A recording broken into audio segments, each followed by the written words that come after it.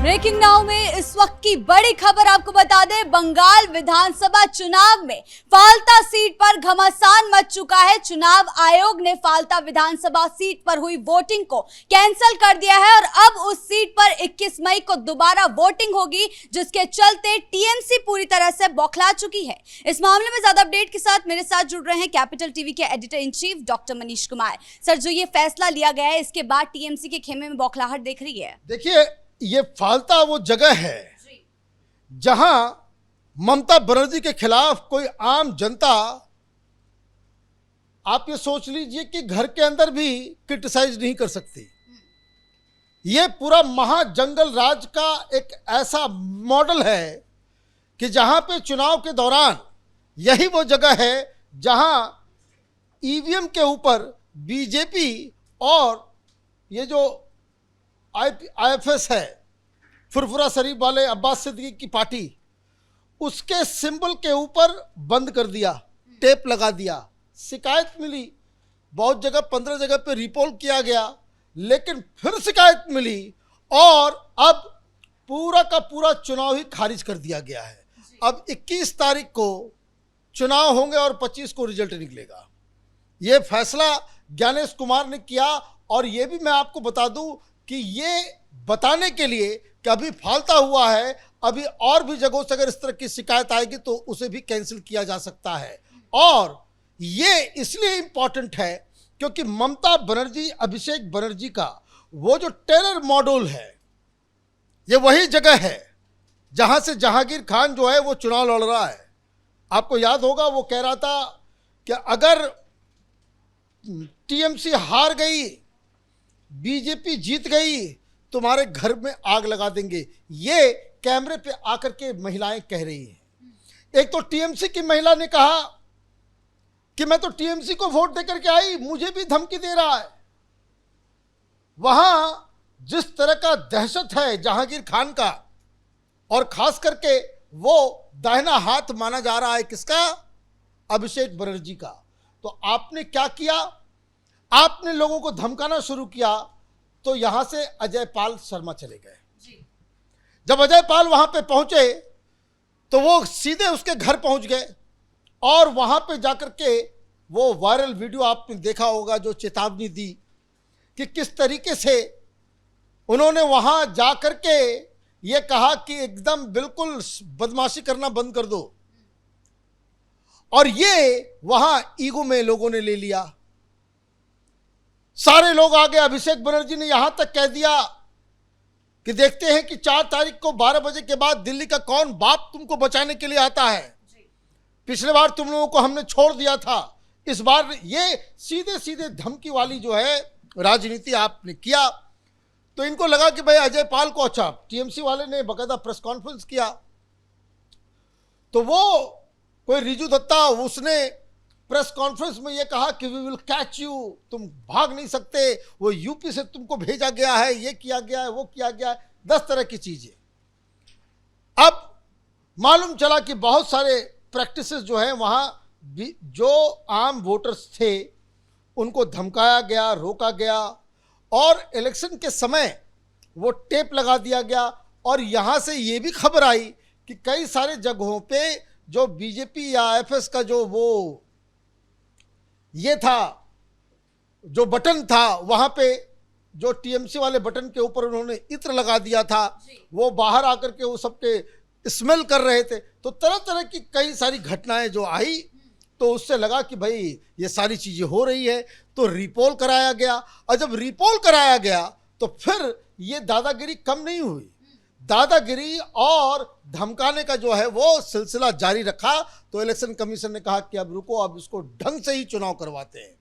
अब ये ढंग से चुनाव करवाने के चक्कर में अब इसको खत्म कर दिया गया है, अब ये चुनाव बाद में होगा। मतलब जहांगीर खान की मुश्किलें जो है और बढ़ गई है। और सबसे मजेदार बात यह है कि ये आकर के इंटरव्यू में कह रहा था मीडिया से कि अगर वो सिंघम है तो मैं क्या हूं? मैं पुष्पा हूं, मैं झुकूंगा नहीं। तो ये पुष्पा गायब हो गया है। लेकिन और भी कई सारी चीजें हो रही है।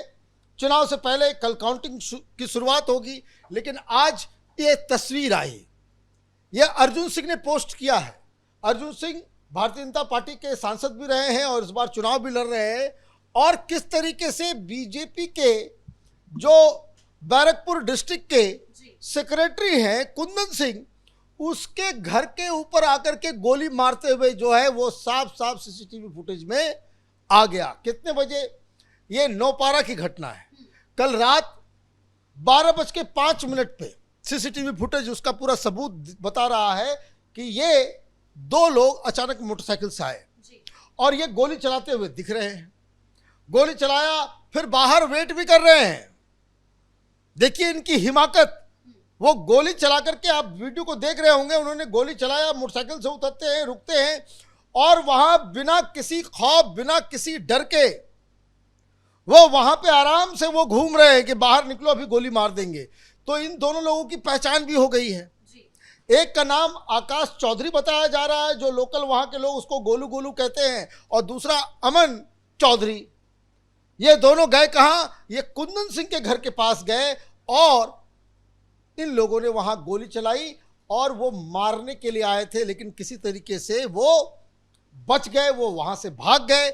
लेकिन दिन दहाड़े आप इस तरह की गुंडागर्दी और टीएमसी वालों की ये गुंडागर्दी वहां पे हो रही है।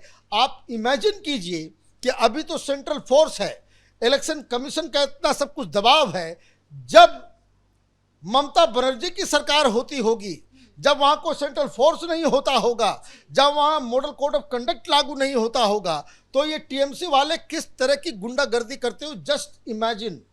और यहां दिल्ली में लोग जो है, इस तरह के पत्रकार, इस तरह के पॉलिटिकल एनालिस्ट जो है वो बैठे हुए हैं, इतने सारे सेंट्रल फोर्स क्यों लगा दिया, क्यों ऐसा हो रहा है। आप ये देखिए, ये सीधे सीधे ये भय और गुंडागर्दी की राजनीति टीएमसी कर रही है। तो ये देखिए कि अब कुछ घंटे बचे हुए हैं, फिर भी इलेक्शन कमीशन सेंट्रल फोर्स को जो है दिन रात जो है मेहनत करना पड़ रहा है कि कहाँ से क्या प्रॉब्लम हो रही है, नहीं हो रही है। और इस बीच में आपको बता दूं, कल ये भी संभावना है, क्योंकि कल रात टीएमसी की बैठक हुई, तमाम जो पोलिंग एजेंट्स, जो काउंटिंग एजेंट्स जो लगाए जाएंगे, उनसे ममता बनर्जी ने कहा है कि जहां कहीं भी मौका लगे आप वहां हंगामा शुरू करो। मतलब अभी कहानी खत्म नहीं हुई है। कल का दिन जो है बड़ा एक्शन पैक होने वाला है, क्योंकि यह भी कहा गया है कि जहां 500 वोट हो वहां रिकाउंटिंग के लिए मांग करना, हर छोटी छोटी चीज़ों के ऊपर जो है बवाल काटना।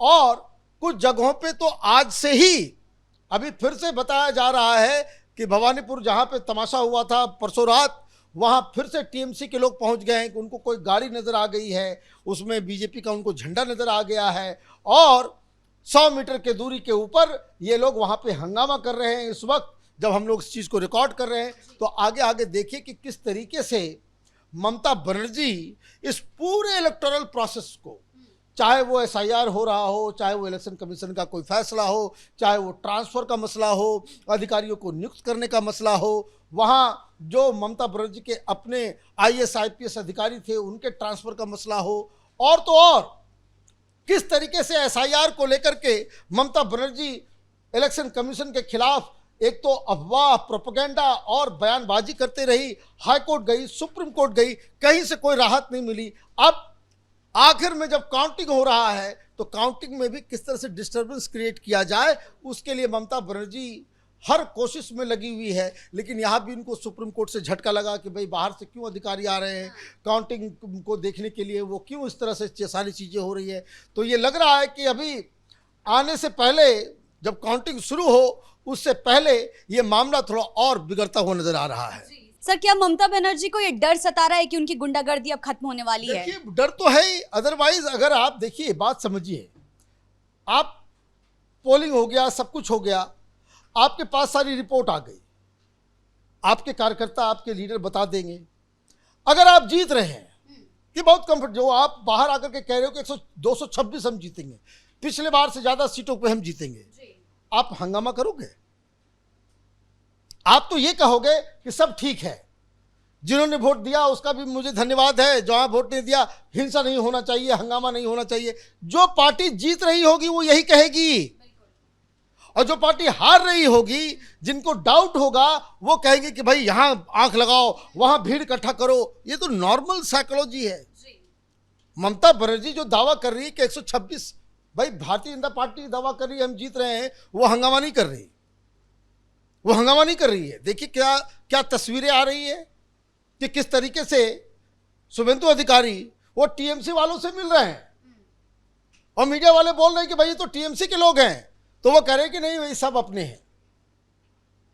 तो ये होता है कि अगर आपके पास रियली आपको ये आभास है कि आप चुनाव जीत रहे हैं, तो आपका बर्ताव जो है थोड़ा एकोमोडेटिव हो जाएगा, कोऑपरेटिव हो जाएगा। आप हल्ला हंगामा लोगों को भड़काने का और हर चीज में जो है कोर्ट में जाने का, इधर जाने का, वो नहीं करना। आप हार रही हैं, आपका पूरा तंत्र फेल हो रहा है, इसलिए ममता बौखलाई हुई है। जी सर, बहुत बहुत धन्यवाद आपका इन तमाम जानकारियों के लिए। तो कुल मिलाकर फाल्ता विधानसभा सीट पर हुए मतदान के दौरान गड़बड़ी को लेकर ईसी ने बड़ा फैसला लिया है, जिसके बाद ममता बनर्जी और जहांगीर खान की मुश्किलें बढ़ चुकी है। ब्रेकिंग न्यूज में फिलहाल मेरे साथ इतना ही। कैमरा पर्सन रवि आर्य के साथ मैं शिवानी रतूड़ी, कैपिटल टीवी।